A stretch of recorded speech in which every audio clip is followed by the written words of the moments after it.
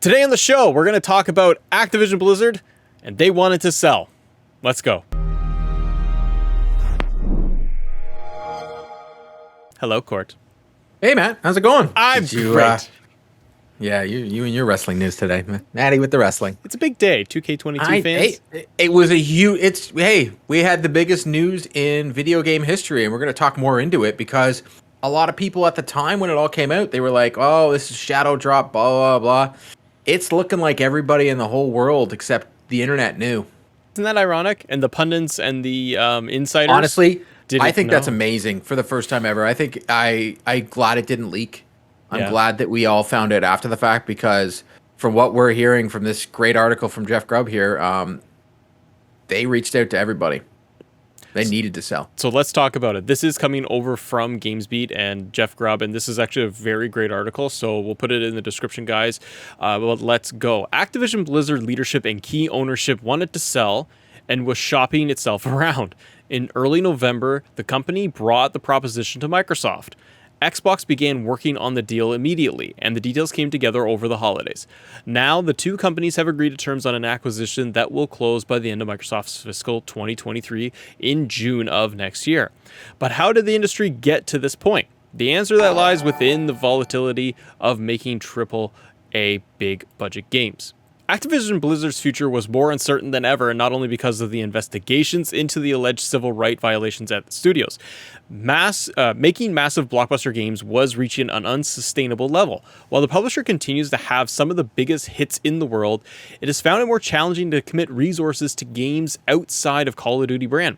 And in an industry where talent is in high demand, Activision struggled to attract the people that actually make the games. The company needed a reset, and that led its leadership to consider the possibility of selling to a larger corporation. Cor, what do you think about that? You were talking about this with me yesterday after all the news broke and everything, but how it seems like with Activision, almost inevitable because they were straining their resources. That's fascinating. Yeah, well, it's because they were also terrible to their employees. They had Bobby Kotick or Bobby Douchebag, let's just call him what he is. And they had the pro-union movement coming behind, and they were they were a terrible company to work for. They make the EA look like this shiny thing that you wanted to go work for. So they had no longer did they have everybody beating them down their doors saying, I want to go make games for you. So they were churning and burning employees, and they had no more resources left. They've run out of resources. There was the rumor, Jeff Grubb was saying that Bobby Kotick was trying to go out and buy like a Kotaku and such, or PC Gamer magazine to make himself look good instead and change the narrative on himself. And it got to a boiling point where he had no choice. Supposedly he did not want to sell the company, but the board of directors was like, said, you're a D-bag. We're done. You need to be done. Yeah. We're done. And unfortunately, the way business works, Xbox can't just fire him. And even Activision Blizzard couldn't just fire him. No. There's so much baked into those contracts where no matter what, he's getting a golden parachute to walk away.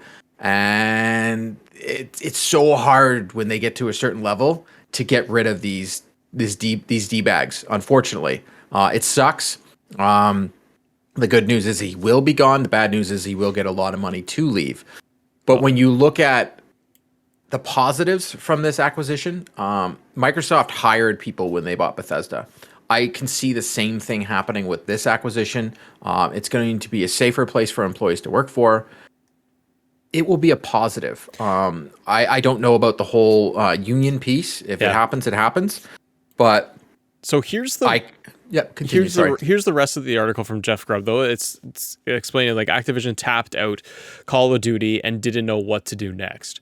So Activision's biggest problem, according to the article, Activision's biggest problem is that it had no obvious vector for growth. Over the course of the pandemic, Activision's revenue grew, and the publisher responded by reinvesting into Call of Duty. That continued a trend where instead of a single annual Call of Duty product launch, the publisher peeled out parts of that product into a free-to-play battle royale shooter and a mobile version. All these parts are successful, but they are also all likely encountering an upward climb in terms of growth. The pandemic has seen occasional stutters, and gaming can no longer rely on people stuck at home to turn into their consoles on their phones. So the only way to truly ensure bigger returns for Call of Duty is to put out a lot of development effort into improving the games. You've talked about this too, where you're like, we need to see, hopefully from Microsoft, as next year hits and everything finalizes, that their future goal is to say, you're not getting a Call of Duty every year, every 8 months. You're going to get one every 2 years, maybe 3 years. And in the meantime, here is a sustained Call of Duty with DLC, additional content, Warzone expansions, battle passes, etc., to sustain people's appetite. But that every 2 years, you're getting this colossal juggernaut. Yeah, like if I truly believe that the Call of Duty single player campaign, that yearly game, if it does come out, it will be Xbox only.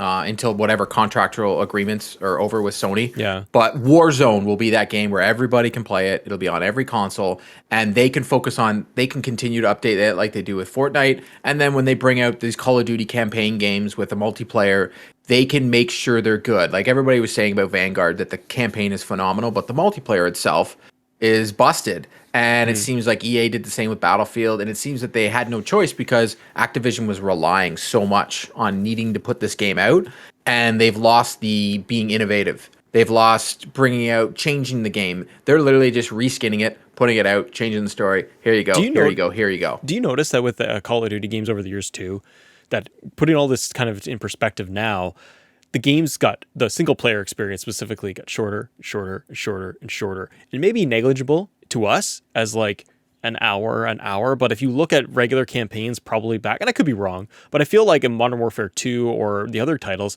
you're looking at a 10 to 12 hour experience, depending on how you play. And I feel like now, all the way up to Vanguard, it's like, yeah, here's your 5-hour run through of the maze to the end. And you're like, okay, nothing, it's the same game. Like you got explosion, big moment explosion, underwater, helicopter flies over, do a driving sequence down a road where people are shooting at you and move on. And it felt like it was getting way too much of the same mold. And if you're the person that's working on these games, wouldn't that come boring after a while? So you could be burning out your employees. You need to be, hopefully, and it's my hope, Microsoft comes in and lets them be creative. Hey, what's the Call of Duty game that Activision has said no to the last 4 years?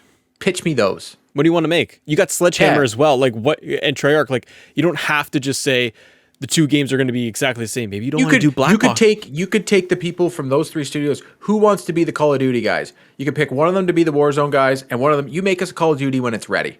Multiplayer, everything, but we'll have Warzone. We can continue to update it, and we can take things from what we see the players like. We can start acting cool things into Warzone. Master Chief, Marcus from Gears, those people can start being in Warzone. We can have our own fun with it. And over here, you can give us the campaign that you've always wanted to make and that single player experience, and plus the multiplayer that can be on here. And that could be, we're going to give you a roadmap, and that's how long it's going to be.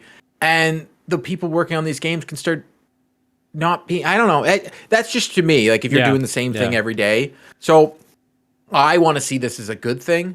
And the fact that Activision had to sell, which is kind of crazy at this point, where they were just like, we're done. We're done just being the Call of Duty machine. And they've had so many great things out of Activision. They used to make amazing Spider-Man games. I know. Sony. So what about those teams that used to work on that? And then you have Guitar Hero, the Tony Hawk game that they made. And even when they made it, it sounded like they didn't want to. And that it came out because they just wanted to shut their employees up because they were tired, because they were treating them so terribly that they were like, okay, all right, fine. We'll let you go make that Tony Hawk game you want to make. And then they made a big deal about how like, they're never making another one, but we'll give you the remake. Like, it was so weird. So we have all these great franchises. We have these great IPs. There's one more piece here with the consolidation aspect. Consolidation is better than the alternative, it says. So the concern now is the specter of the market consolidation. Does Microsoft have too much power by taking over one of the biggest publishers in the world? Maybe. But the alternative wasn't working either, and this is going to your point.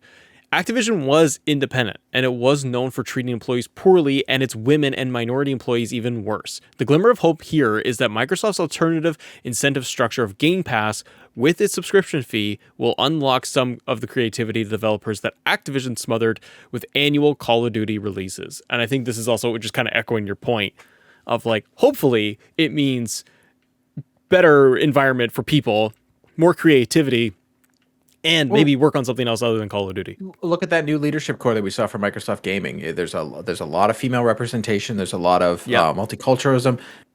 you can see Microsoft wants to right the ship, and they want the right people for the right job, and it looks like they have a great leadership team in place. So I think that the team over at Activision Blizzard is probably excited about it, and they know the Cosby Room people and the rest of them, they're going to be gone. Like, have a nice day. You're going to leave. They'll probably get nice parachutes about it, but that's just the way it works. That's the way the world works. You don't like it? Sorry, that's just what happens in this world. When people become too powerful, you have to pay them to go away. You work for any job, you get a buyout when you leave. It's just the way it works, okay? So you can cry about it, you can say whatever you want, but that's life. But the CEO is a D-bag. Exactly. And I don't see it being a power. When you look at it, our friends over at the PS Trophy Room, they talked about it on their show. PlayStation still, money-wise, even adding this into Xbox, PlayStation still makes more revenue off their video game part. So it's not like they're going out and, okay, we're going to buy Ubisoft and we're going to buy Take-Two. Now, if they do that, then that's just chipping off the blocks. Then we can have a different conversation. But even if they did that, even if they bought Take-Two, they still wouldn't have more revenue. So yeah, the only people that are complaining is because they're stuck in this one box. I play on PC, I play on PlayStation, I play on Xbox. I do an Xbox show because I primarily play on Xbox, but I'm going to play Horizon. I'm going to play Spider-Man. Like, it is what it is. Sorry. We'll talk about that on a future episode, though. Thanks for watching, everybody. Let us know your thoughts on the entire kind of fallout from the entire Activision Blizzard situation, the almost $70 billion done by Xbox. We got more news, insights, everything for you here on the show. See you later. Bye. Bye.